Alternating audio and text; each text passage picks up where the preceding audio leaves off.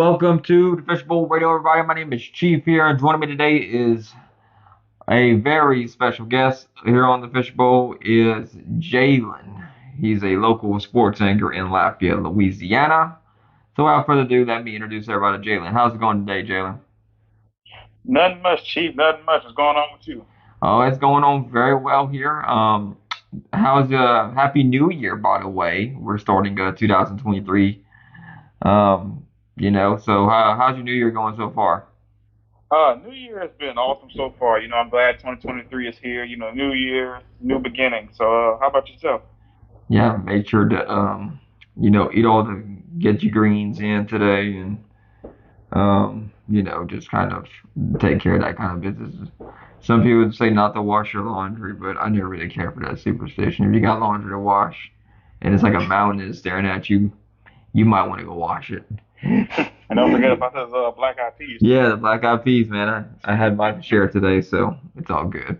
Anyway, let's get down to business here.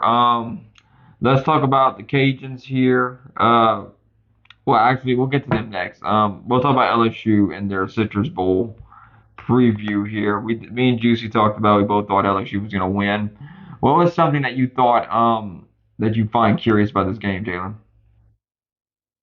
I think it's the hot topic everybody wants to talk about. Keishawn Butte opting out of the Citrus Bowl and changing his mind, saying he's declaring for the NFL draft. I think that kind of gives LSU one less receiver. I mean, I know you still have Malik Neighbors to throw to and some other great receivers on the team, but that big name alone kind of has LSU in the spotlight heading into this game. Yeah, I think the decision by Butte here, but I mean, you got Jane Daniels coming back, and you got several other key players that are going to come back next year for LSU. But Butte wasn't really that much of a contributor this year, but his contribution may have been elsewhere, like taking up their cornerback one, right, trying to guard him on every play, and like those are like the things that don't add up, that don't stand out on the stat sheet that well.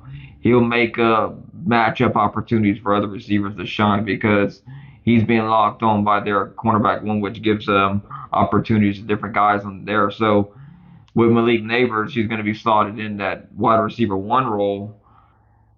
And that's going to be something we're going to have to see how all that shakes out. Good thing for LSU. Purdue's starting quarterback will not be playing in this game as well. So it's just, he went back and forth with it. He could change his mind still again, but I don't think he's going to change his mind back. I think he's set on going to the NFL, and it's going to be one of those that we're going to have to watch and see what happens in this game here and how all the matchups shake out here. LSU's 9-4 on the year, Purdue's 8-4, and Brian Kelly said in one of his press conference earlier, he said these guys want to play. That's the great part about it. The guys that are going to be out on that field want to be there and want to represent their universities and want to play the game the right way. It should be an exciting matchup. Me and Juicy have went back on this conversation. I kind of want to know your opinion on this. I think they shouldn't get paid for NIL deal money if they don't play in the bowl game. What you think about that, Jalen?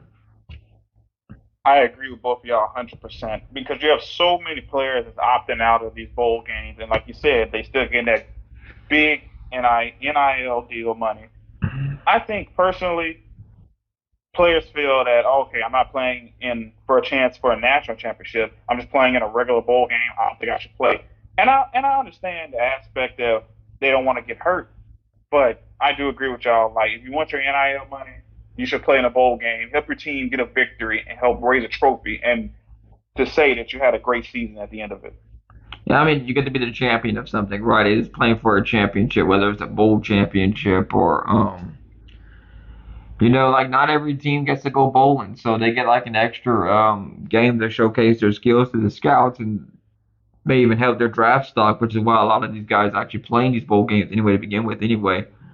But I mean, you get to play an out of conference opponent that you normally don't get to play, so you get to see different competition among different conferences and see who really has the best conference. But yeah, based on what I've been doing so far with the Capital One Bowl, that the Fish Bowl, radio has here is I'm not doing that well this year. I have a losing record by like 2 or 3 games, which I have enough games left to get me back in the winning mark right here. I'm trying to finish 500 at this point, but I've missed a lot of these bowl games here because, like, I picked Clemson to beat Tennessee, and on that one, there's just some that I missed by a little bit here. I had Michigan beating TCU. I was wrong about that one. Did get Georgia, Ohio State right, so, and I did pick Georgia to win the national championship over whoever won out of TCU and Michigan, but TCU looks like, TCU is an amazing story. If you look back 20 years ago, TCU was a Conference USA team, a G5 school. G5 wasn't even a thing back then, and not like really mediocre program. If you look at it 20 years ago to now, they're going to get a chance to play for a national championship. So I think a lot like the UL can look at us and be like, well, why not us in the next 20 years? Why can't we go compete for a national championship 20 years from now? But this thing's a lot of moving pieces. That's something you're gonna have to look at here. But back on the topic of LSU and the Citrus Bowl here, it's gonna be one of those here. So there's a lot to play for in this game here. You get LSU has a chance to have a 10-win season and take a chance to take some momentum into 2023. And finishing strong in Orlando this season, so you can start strong in Orlando next season. That's what Jaden Daniels had to say. He's like, here's what he had to say, and I quote: "For me in the offense, going out there and really just showing the world what we want to showcase for next season and going to next season. We want to end on a high note so we can start on a high note. We have a big game next year against a very good team, so we have a lot coming for us, but we want to end on a high note against Purdue." What do you think about that comment from Jaden Daniels, I Jalen? think that's a strong quote coming from your starting QB because I mean, Jaden Daniels could easily said, "Oh, I opted out of the bowl game too. I want to focus on the NFL," but he didn't. And the fact that he's coming out there ready to play with his team and his teammates and try to get a bowl win again. And Coach Kelly kind of said earlier in the week like he want to start off strong for the next season by getting a win in this game. But it's gonna be a great game for both teams. I think both teams not necessarily need the win, but it would be good to get the win. Yeah, so like I think the more important thing within the bowl game itself than the win is the bowl practices, right? You get like a lot of freshmen in there, and they get more reps. And with guys opting out, you get freshmen that show up and actually get opportunities in these bowl games for them to actually showcase their abilities and their skills. And the fans can see that on display here. So I think it's going to be an interesting thing to see here. So I guess we'll pick this game, Jalen. I still got LSU winning this, even with Keishawn Butte being out. Who you got in this game? Yeah, I'm gonna go with LSU. I'm gonna give them. I'm gonna say it's gonna be an 8 point win, and the reason I say 8 point because you never know. Maybe a 2 point conversion or something will come in. You never know with Brian Kelly. So I'm gonna go. 8 point win for LSU. I'll go you a little bit higher. I think 10. I think 10-point win would be the kind of the good way to look at it and just see what happens there. I think 10 points, LSU beats Purdue. Should be a fun game regardless, though. It'll be on like it's gonna be on basically, yeah. So we're gonna see what LSU and Purdue, what they got the ability and the skill players, and see how all that shakes out and stuff. So all right, so now we're getting into basketball gear here. So let's go talk about the Cajuns here. Both men and women have struggled, to say the least here. The Cajuns have opened up Sun Belt play with 2 losses to Old Coastal Carolina and Old Dominion. Uh, Old Dominion built a 22-point lead early in the second half before Louisiana closed it within 2 points there on a three-point play with 2:04 left to go. The Monarchs are led 38-24 at halftime, and they built their lead to 46-24 on a bucket by Scott Grayson with 8:16 remaining. Louisiana responded with a 12-point run.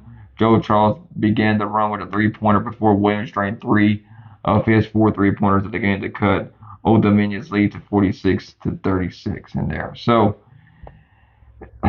It's just like Cajuns seem they have to like either they're gonna build up a big lead. So if you take away the first half, Cajuns they outscored them by 10 points in the second half here. They lost by 4.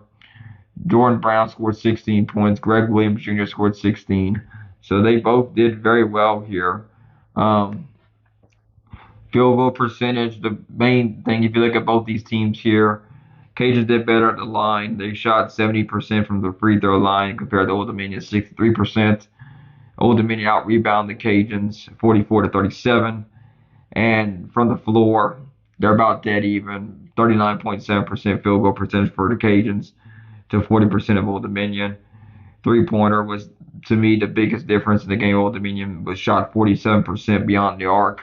Cajun only shot 33% there. So basketball is a real numbers game. If you look at it, you can kind of see how these games went here. So what you think, Jalen, about the Cajuns losing to Old Dominion? As far as the Cajun men's team, I mean, what are they right now? 0-2 in Sun Belt play. Yep. I think those two close losses to Old Dominion and then Coastal, I think it's just going to drive them. Well, not drive, I should say, strive them to improve their 3-point shooting a little bit more, and then closer to. I'm just honestly looking at the Sun Belt tournament because when they lose to these teams at the beginning and you get to the end, you improve. You know how to win close games. So I think when it gets to the nitty gritty in Sun Belt play, they'll be able to rack up some victories, I should say, and then I still see them winning the Sun Belt and getting into the big dance. I don't know about you. I think they have. I think they. I mean, 0-2 is a bad start. I thought they would split these games 1-1, either win at Coastal or Old Dominion. The one they should have won out was at Coastal. But man, they were terrible beyond the arc in that game. They only shot 22% from beyond the arc in that game. But free throws, they shot 91%. I mean, you can't get much better than that. But Coastal shot 79% from the free throw line. On from the floor, 41% for the Cajuns, 47% for Coastal. So those are big differences in that game. Cajuns out rebounded Coastal 37 to 26, and they still somehow lost. But the Cajuns really gave it up in the yeah. They had a 10 point deficit.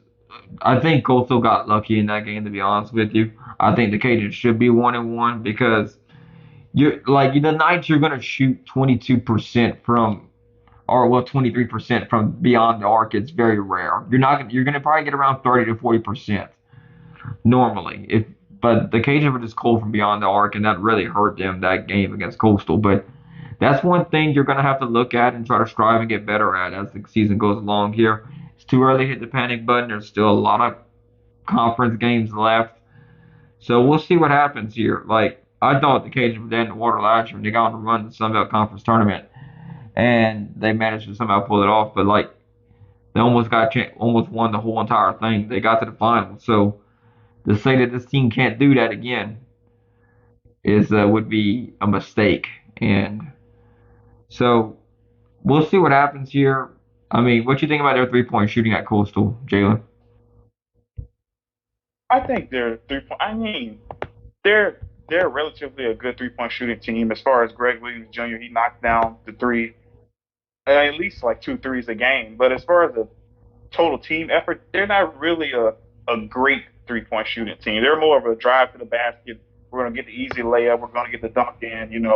But I still say like a little bit more 3-point shooter. I know can do it. Kentrell Garnett is a good example too. Another one who knocks down the three frequently. But I think the game that they're playing right now is good. But as far as the 3-point shot, if they could just improve that a little bit more, I think they could be a team to be reckoned with as a mid major, and especially in the Sun Belt.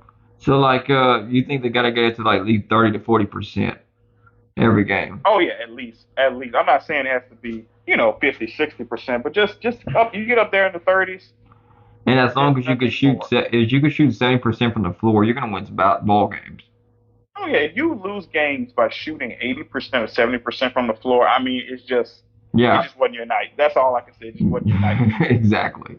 Um, so the next 3 games for the Cajuns on January 5th, they're playing Southern Miss. Then January 7th, they're playing Georgia State. Then January 12th, they're going to play UOM. I think Cajuns win two of these three. What you thinking, Jalen?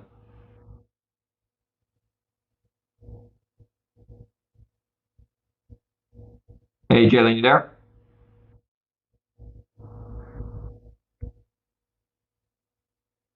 Yeah, I'm here. Sorry about that. What Oh, you said? I think Cajuns win two or three of these next three games coming up, which is Southern Miss, Georgia State, and UOM. I got them losing to Georgia State. Georgia State's kind of a staple in the Sun Belt when it comes to basketball. What you thinking about that? Those the next three game stretch?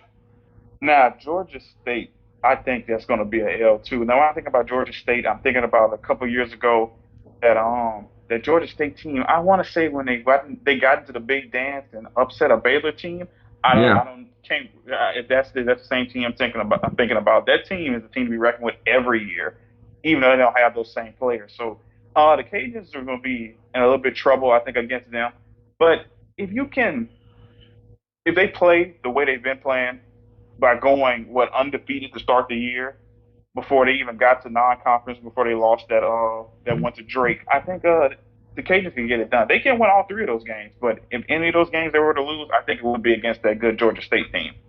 yeah. I think I'm gonna go with two or three. I think they beat Southern Miss. I think they beat UOM.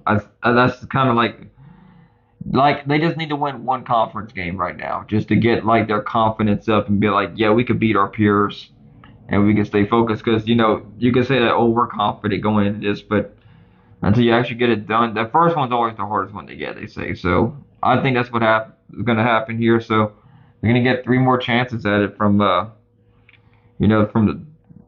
January 12th. They got three game stretch right there. So back to back home games, January 5th and January 7th. So I think the Cajuns can win two of those three though. I think that's a good opportunity. I Now, think the best thing for the Cajuns, I would say also don't go 0-3 because you start losing confidence, and once you lose a little bit of confidence, that's when you start losing games that you should win. yeah, you start overthinking things, and that like this, like I said, just get the win and just get going. So we're gonna switch. Exactly. Yeah, we're just gonna switch gears here. Women's basketball for the Raging Cajuns here. They lost to Coastal Carolina, and they're 7-7. But they're doing a little bit better than the men in terms of conference play. They're 1-1 in conference play here. They shot bad from the floor in that game. Coastal shot 54%, and they only shot 33% here. They beat Georgia State on the 29th. They lost uh, New Year's Eve to Coastal Carolina there. So if you're looking at comparing both these games here, which we're gonna try to so they shot 34% from the floor, 37%, well 38% from the three beyond the arc there. Georgia State only shot 11% there. So Laney Wheaton, Mariah Stewart, and Tamara Johnson, Dubia Benedict, they all got double digit points in that game here 16, 12, 10, and 10. So a lot of these here, there's a collaborative effort here. They collected an assist on 63% of their shots made, led by a season high of 6 dimes from Destiny Rice. So this Cajun women's team here, they're right where they need to be, I think, in terms of, you're about 500. In both ways, you're 500 completely across the board with 7-7, being in 500 in conference play. There's still a lot to be played here. So, looking ahead here, you got Southern Miss on the road, and you got San Marcos, Texas State, and you play at home against South Alabama. Judging by averages here, they're gonna lose one of these games here. So I think they'll go two or three, just like the men did. Because if you're looking at like how the season, if you want to even add Troy in this mix here, they're 2 Saturdays from now, but I'm not gonna go that far down here. So they're probably, I'll say they lose to Southern Miss, they beat Texas State, and they beat South Alabama. Who you got, Jalen? I think they can. Those could be some wins for the Cajuns women's team. I think that could be some wins. But the biggest thing I have with them this year is that like they don't have that one go-to player Because once Ty Doucette was gone, and then Brandy Williams out for the year, like the Cajuns don't have that player that they can go to be like, hey, we need a bucket, we're gonna go to you. You know? Yeah, like that star player that you need to get the job done. I mean, like Yeah, exactly. I mean, Tamara Johnson for a while, like she was going to be the one to take over that role, but it hasn't really completely materialized all the way through. I'm kind of waiting on her to see if she makes that next step. Okay, that is one thing I think that like that next step. Can you do that and do that for your team? And I think that's what the coach. It looked like for a while. That's what it was going to be. It was going to be her stepping up and taking on that role. She's got. I mean, she had 16 points, and Sherry Porter had 20 in that game here. I mean, she's a sophomore, so she's got time to materialize, right? So last year, Yeah, she does. yeah, she 9.8 points last year as a freshman. So,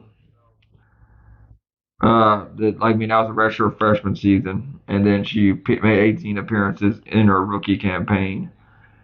So, I mean, like she's got a chance. That's kind of the thing here. So we'll see what happens with them going on later on down the year. But it's just like weird thing about basketball teams, man. They can get on them hot stretches, and they're tough to stop at times. Oh yeah, they can get a hot streak game. Even a 3 game win streak, I can even say even winning one game. It just builds so much confidence to the fact that you think, oh yeah, I got this next one, and I got this next one. Like it's just an energy boost for any team. And they can get hot at any moment during the season. Yeah, so we'll see what happens here. I got them winning their next 2 or 3 games here. How you got them going, Jalen? You got them winning 2 or 3? Yeah, they got Southern Miss, Texas State, and South Alabama. Uh, I think I'm gonna give them 2 out of the 3. South Al is a This I think that's gonna be a tough matchup. Even though I know South Al isn't probably the best team in the Sun Belt this year, I just feel like just the previous matchups for these past few years for the Cajuns, it kind of gave them a little trouble. But I think they'll go two out of three. 2 out of 3, I'm gonna say. All right, so we're gonna go flip to the opposite side here. We're gonna talk about some LSU basketball here. Uh, we're gonna talk about LSU men with their big win over number 9 Arkansas. Huge win. That's just to sum it up right there. During that game, LSU shot 40% from the floor, 23% beyond the arc, and they were 50% at the line. Arkansas shot 36.9%. They shot 16% beyond the arc, which that really is the difference in this game. 50% free throws. They out rebounded LSU 44 to 39, but they couldn't close the gap here. LSU had a big enough lead in 24 to 19 the first half. Really great defensive performance for LSU here. What was some of the key takeaways you think from that game, Jalen, in your opinion? I think one of the biggest things was the play of Trey. I think his name Trey Hannibal. Yeah, Hannibal. That's it. Like that. That guy there. He just put LSU on his back. Whenever they needed a big bucket, they got the ball to him at the every play. So he was driving to the goal. He made great passes when he needed to when he was getting double teamed. When he went to the goal, reverse layups. Like he was making great plays, and that's how LSU was able to close that game out. So I think his play and the fact that Matt McMahon had the courage, even though he's one of his own former players at Murray State, had the courage to say, "Hey, we're gonna put it in your hands. You're gonna take over. And you're gonna get us the big win." And that's exactly what they did. So I think his play, and then KJ Williams play throughout this whole year leading up into the SEC opener, I think has been huge. He's been putting up big numbers. I think those 2 guys will help LSU could make a deep run in the SEC this year. LSU been making them Sweet 16 appearances a good bit over the last couple of years with Wade at the helm, but McMahon is his first season here. So he's got a leash, right? You got a little bit of a leash to see how well you're gonna do. But they've been doing very well this year. Like in that final half against Arkansas, LSU shot 15 of 28, shooting 53.6%, and 5 of 9 at the line. For the game, LSU shot 40.3%. So they started off kind of cold, in terms from the floor, but like shooting 40% from the floor is not really that bad. Shooting 53% is a lot better, so they definitely improved it after they settled down and got their nerves under them. So that really helped them out there. LSU was leading 24-19 at half.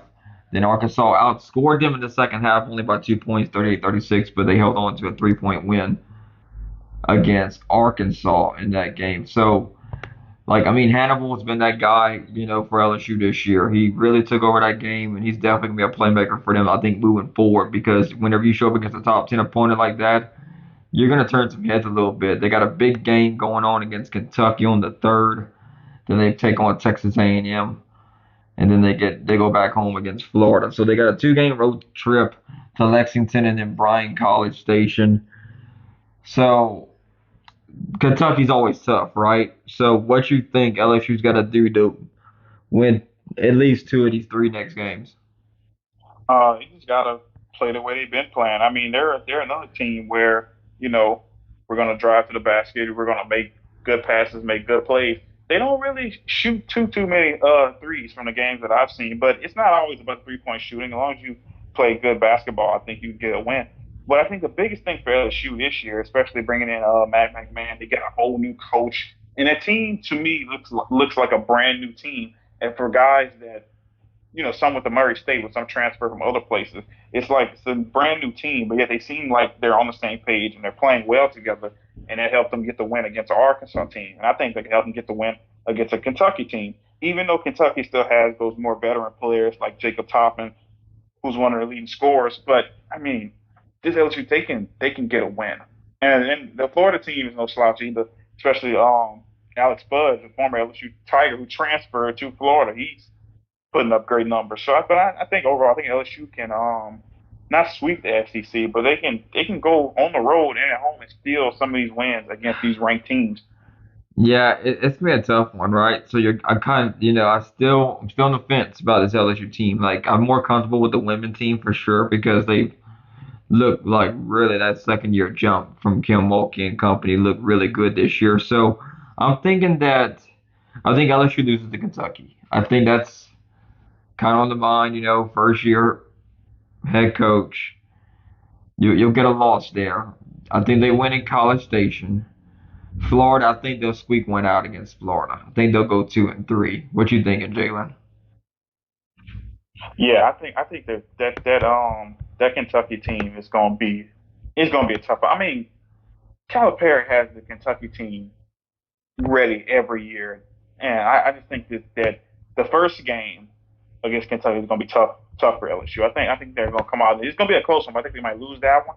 But the next two, I mean, A&M, I think they should not easily, but they can get by A&M, and then Florida, they should be able to get a win against Florida and keep their momentum going as they dive further into the SEC play. So on January 1st, the Tigers beat Vanderbilt 88-63. Very good performance by them, knocking off a foe here. They beat Arkansas on the 29th. So that's a road top 25 win. So they're gonna play Texas A&M and then Kentucky and then Missouri next Thursday. That's the 12th. And this Thursday, January 5th, they're gonna play Texas A&M. I think they can win all 3 of these games very like like that. There's one team on this schedule that LSU's going to really pay close attention to, and that's South Carolina.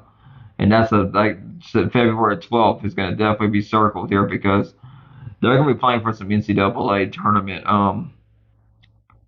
implications with that game and how the selection committee is going to look at all these games here. I think LSU beats A&M. I think they'll beat Kentucky, and I think they'll beat Missouri. I think they can sweep these 3 teams. What you thinking, Jalen? Oh yeah, they can sweep those 3 teams. But I'm kind of glad you brought up that South Carolina because I remember South Carolina team a couple of years ago that made it to a Final Four when as a double-digit seed. So you never know with teams like that. I know players change, the coaches change, but the team itself is the culture is still there. So that might be a tough one. But those games LSU, I think they'll not easily get through, but they'll pick up some more wins along the way. So 4 starters for LSU scored in double figures here. LSU remains undefeated so far this year, 14-0, 2-0 in SEC play. with a win at home over Vanderbilt. Not they're 9-7 and 0-2 so far here. And this is what Kim Mulkey had to say about the game. I thought we shot the ball better today than we did at Arkansas. That's the first zone that we saw for 40 minutes, so we were quite aware of what we were going to see. We had some threes, but we didn't just jack the ball up all over the floor. LSU improved to 14-0 for the third time in program history and the first time since 2005-2006. LSU started 15-0 back in the 2002-2003 season, the best start in program history, and one the Tigers can match when they take on Texas A&M Thursday at 8 o'clock Central Time on the SEC Network. Angel Reese continues her double role, collecting 21 points, 17 rebounds per quarter, 14 double in 14 games this season. That is impressive, to say the least, right there. Alex Morris had her first career double with 15 points and a career high 12 assists and only one turnover. So Vlajay Johnson contributed 20 points and 8 rebounds, while Adija Williams scored 12 herself there. So, look, I have a lot of faith in this LSU women's basketball team. They might make a jump to the Elite Eight in that tournament.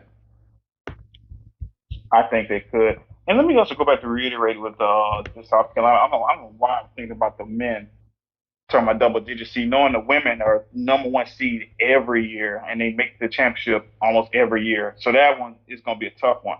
But as far as Elite Eight, I think they can make it. This team can make a Final Four.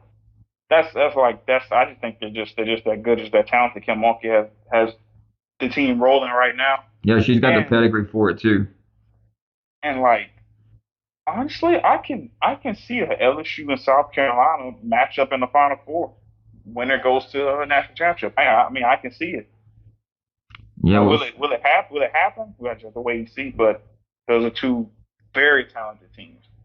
yeah, I think we have a lot to be seen here. We're also getting closer to baseball season. That's something we'll talk about later on down the road. But a lot of people are getting excited. Also, got to mention the Cajuns picked up a three-star quarterback. What you thought about that addition, Jalen? I know we were talking about it before the show. Oh yeah, I think it's a great addition. I think you can't have too much of one position, and I think it just adds depth, and then you just have to see who is gonna outplay the what one player who's gonna outplay the other, and see who's gonna get that starting spot. I mean, it raises competition. It lets the other players see, okay, these guys mean business. Like if either one of them starts, I can play with either one of them, either one of them. So I think it's great. It's a great pickup for the Cajuns. So, also in other news here, this is not pertaining to LSU and UL, but Grayson McCall is withdrawn from the transfer portal. So he's going to be returning back to Coastal Carolina. It looks like this year that sources are saying that 24/7 Sports were the first to report that. What you think about that for Coastal? I think that it's huge for Coastal. That's him returning makes Coastal puts them right back into contention to win another Sun Belt championship. But also, for them to get a New Year's Six bowl. I mean, he's just that talented of a quarterback. He is the type of quarterback. He's been leading that team for maybe even what 3 or so years now. He's been starting quarterback at Coastal. Yeah. He's taking them as far as they can get. I mean, if Without Grayson McCall, Coastal's going to fall down. I think yeah, even like exactly. we saw what happened without him being there. The Cajuns did score a New Year's Eve commit from a state title winning quarterback Dwayne Winfield. We heard about it, on New Year's Eve. And it was this is what he had to say. He's like, "UL is an amazing place to be. It's so close to home. Soon as you get there, they're calling me by my nickname." Winfield told 0-3. I've been talking with Coach Jazz before he was even the head coach there. I was always his man. And every time I got up for a game or a camp, it felt like home. All the coaches already know you and made you feel comfortable. So it was really easy to pick there. I've always had a spot on the team. They never stopped recruiting me. They always came to check on me at school or even practice. Before every game, they sent me a good luck graphics. UL was always there, especially when it counted the most. So that's good for them. The Cajuns had Winfield, who converted from receiver to quarterback as a sophomore. At their first starts in sophomore and junior season by the way of the COVID-19 pandemic and then Hurricane Ida. impacting Louisiana Now let me River tell you, Coast. I got a funny story about Winfield. I want to tell you. All right, Winfield enjoyed his best season as a senior. He accounted for 4,657 yards total offense and 70 touchdowns. So what's going to happen here with him? He's going to be like a Levi Lewis, I think, because he's got that mobile. He's going to be a mobile quarterback here. I mean, you converted from a receiver position. You got some wheels. So the only thing I question about maybe his accuracy at the next level might be something you kind of look at and see, but he's definitely got the arm talent. It's gonna be a question how accurate he is at throwing the football. Now, what's that funny story you want to tell me, Jalen? Oh, let me tell you about Winfield. So, he went to Lutcher, well, still goes there, play football at Lutcher. You know, he just won the state championship. Yeah. So to get there, they played my alma mater with Louisiana in the semifinals, and I see why they call him lunch because he definitely ate our lunch. I mean, he ran for over 300 some yards on us. I mean, he threw like 4 passes the whole game. Literally, as soon as he snapped the ball, he was running, and they ran all the way to the state championship and won the whole thing. So it's kind of bittersweet that he's coming to the Cajuns. But I'm excited for him. And like you said, he is another Levi Lewis. I actually when I saw him in action, he can be another Levi Lewis, and he could be a better Levi Lewis as far as accuracy. But he's still young. He's gonna be a freshman, so I expect big things out of him. So, like the accuracy part is one of my biggest concerns with him, but he's not gonna be a starter from day one. I don't think. I don't think he's gonna be in there. But like, you know what? I'm a starter. No, because the game catches up with you. You got guys just as fast as you were in high school, and like this echelon of players because you're playing across the country. So you're gonna have guys that's gonna come out there. But I am excited though, so it's gonna be something to see how well his career at Louisiana goes.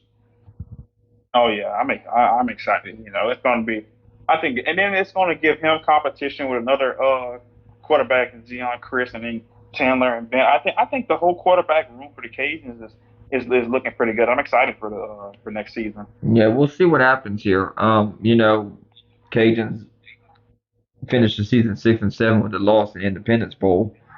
We were the only podcast out there that covered the Cajuns at the Independence Bowl in Acadiana. So I mean that was something. It was an experience though. I can understand why people didn't want to go there. It's cold. It was cold out there.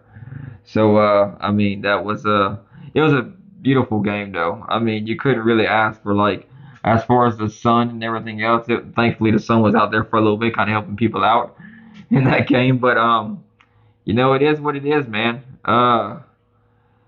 Yeah, but yeah, I hope to never experience conditions like that again. Oh, I can imagine. All right. Well, thank y'all for tuning in to the Fishbowl Radio here tonight. We hope y'all enjoyed our weekly episode here that we try to put out every week. Here and Jaylee, anything you want to say before we get off here? I just want to thank you for having me for another episode. I always love being a guest and talking about all the sports. You know how it is with me, Chief. Yeah, we're gonna chat later on, maybe during basketball season. I got to keep you in touch every once in a while. Oh yeah, then that's gonna be fun. That's gonna be fun and exciting, especially when the Cajuns and the Tigers are winning.